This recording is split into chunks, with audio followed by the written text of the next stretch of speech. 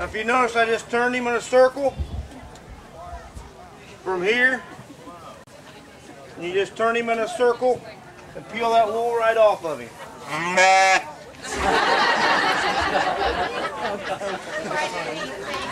Well, I'm here today right now with the man who just completed that sheep shearing demonstration. And your name, sir, is? Don Haudenschild.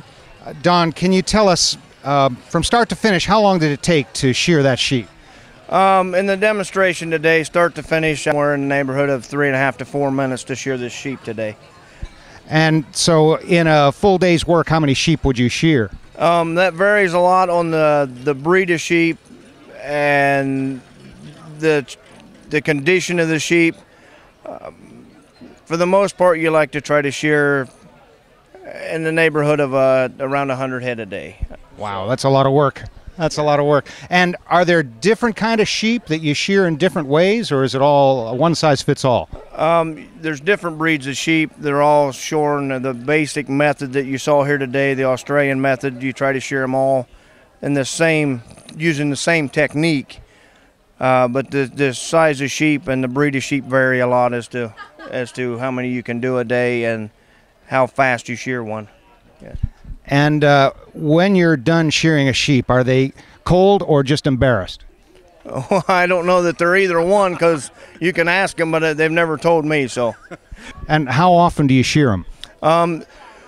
Some sheep we shear twice a year, but as I explained earlier, you shear once a year to get the maximum length of wool on a sheep. The wool will continue to grow after a year, but it gets a growth break in it. There's no advantage to waiting over a year. So, yeah, normally you shear sheep once a year. Thanks for spending some time with us. Yep, thank you.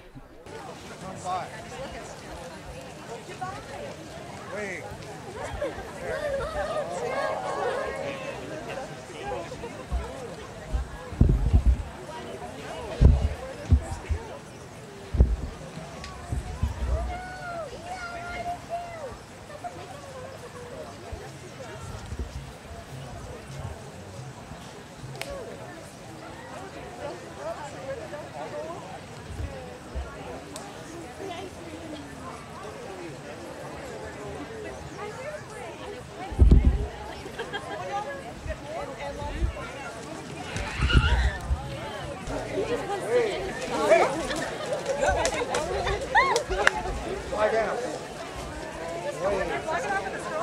boy. Lie down. Come by.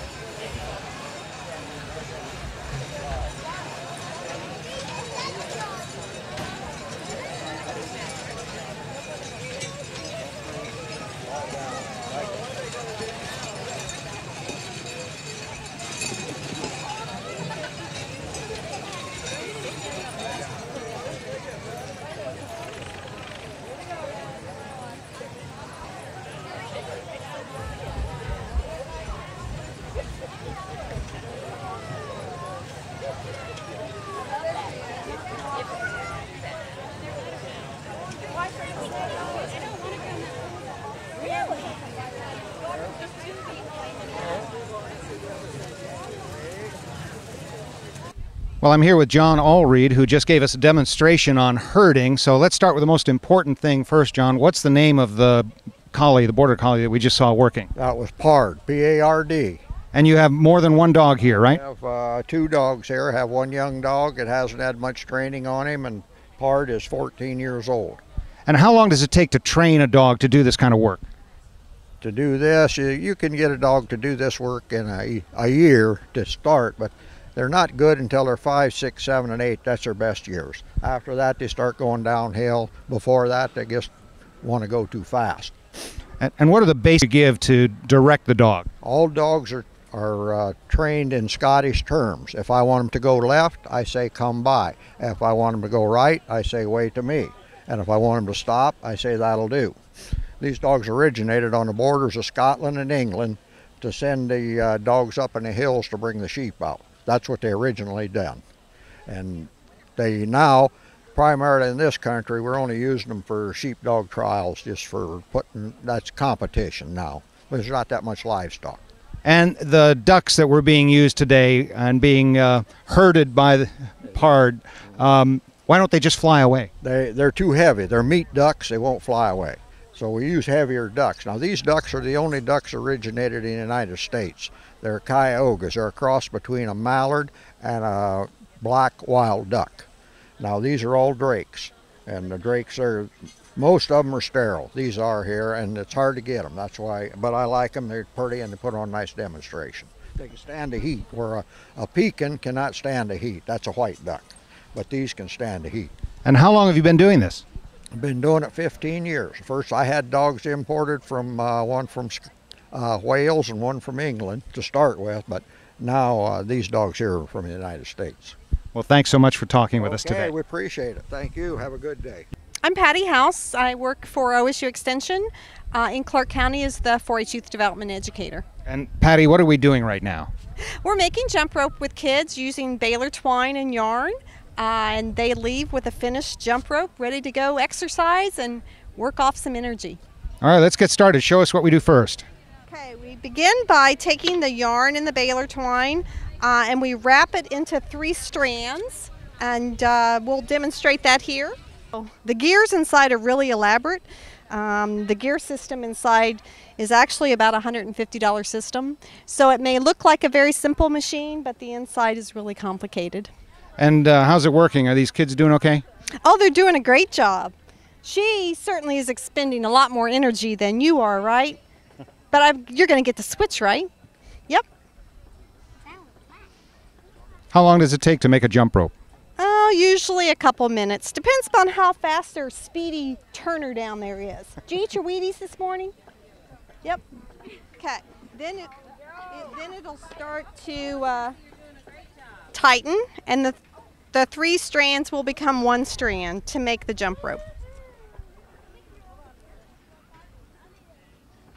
We finish the ends with tape. Typically, if you were making real rope, you would use it and weave it off and tie it off into a knot. But what do you guys think of this? Good. Pretty neat? Are you going to play with the jump rope? We always jump rope at school. You jump rope at school? Yeah. Well, you get a lot of practice at home now, won't you? Yeah.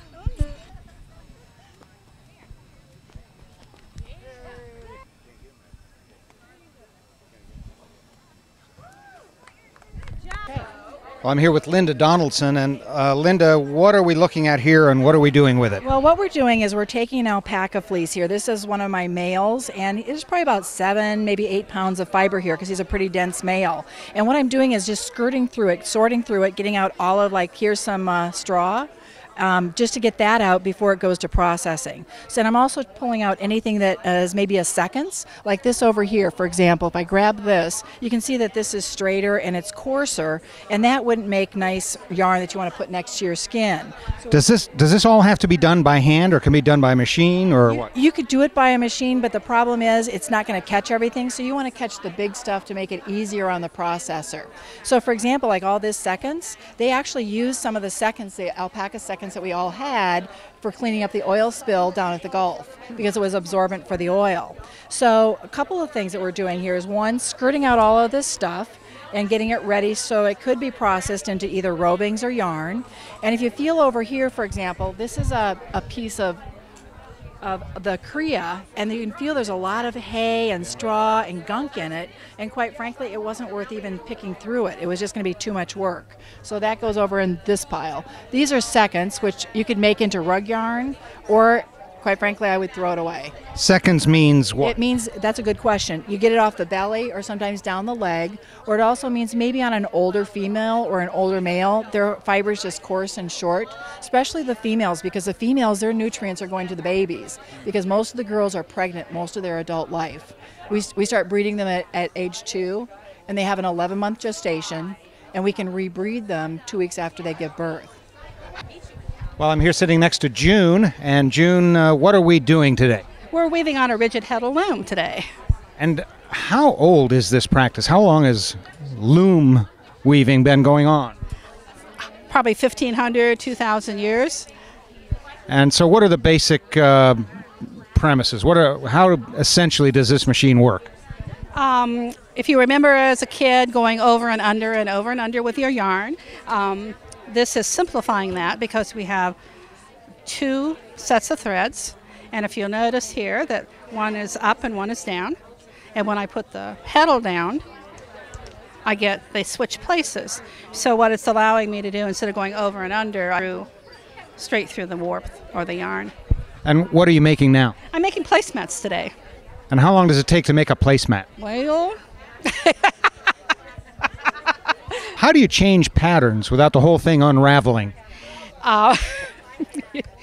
in this type of loom, we use what's called a pickup stick, and we actually will pick up certain strands and then put the shuttle through this part, and that'll create a different pattern as opposed to this basic pattern.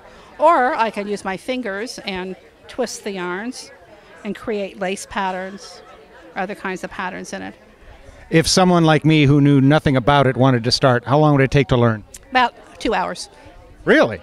You've been weaving. I've had these children have been weaving here very well in about 5 minutes. Yeah, I don't have 2 hours. How about 5 minutes? All right, I'll try 5 minutes. You'd be done by now, wouldn't you? Oh, no. There was one out there in the guild booth, but I don't know what price. Okay. Okay. We found the price. Actually, it's been pretty good. Actually, I'm done. Did I turn the tables on you?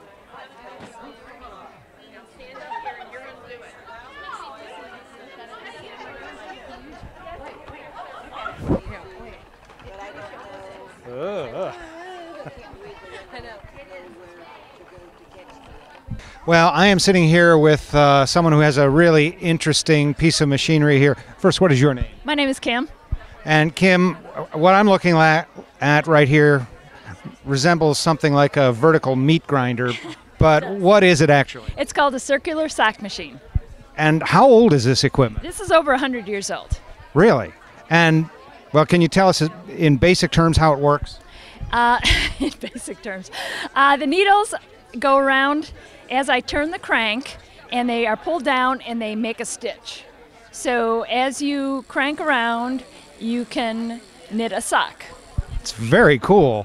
And how long does it take to make a pair of socks? It takes me about an hour to make a pair of socks. And you make them one at a time? Yes, you make them sequentially, one at a time. And so you get to change patterns and you can do ribbing and everything else. How long did it take you to learn how to do all this? I don't know, a couple months probably, to get good at it.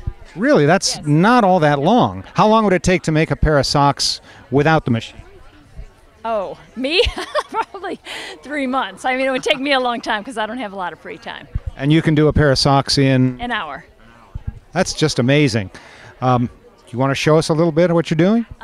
Sure. It's you just turn the crank, and it feeds the yarn in, and you can go quickly, or you can, turn it more slowly. If you want to do ribbing, there's a piece here that you put on the top, and you put a needle in these different slots, and then it will create a rib stitch. So that's the ribbing that you see at the top of the sock. And what you're holding in your hand is one of the ones you've made on this machine? Yes, it is. And do you make, what other projects do you have as far as making socks? Do you do military? Oh, yeah, we make socks for soldiers, too. Tell us about that. Well, there's a group of us that have the circular sock machines that periodically will make socks for the soldiers, generally in pretty dull colors, grays or blacks, because that's what they're allowed to wear, and then we mail them off. That's very cool. And do you ever hear back from them? Occasionally. Some of the people have sons over there, and so, of course, we'll hear back in that case. But mostly it's just charity knitting. It's a very cool project and a very worthwhile mission. Thanks so much for talking with us. Thank you.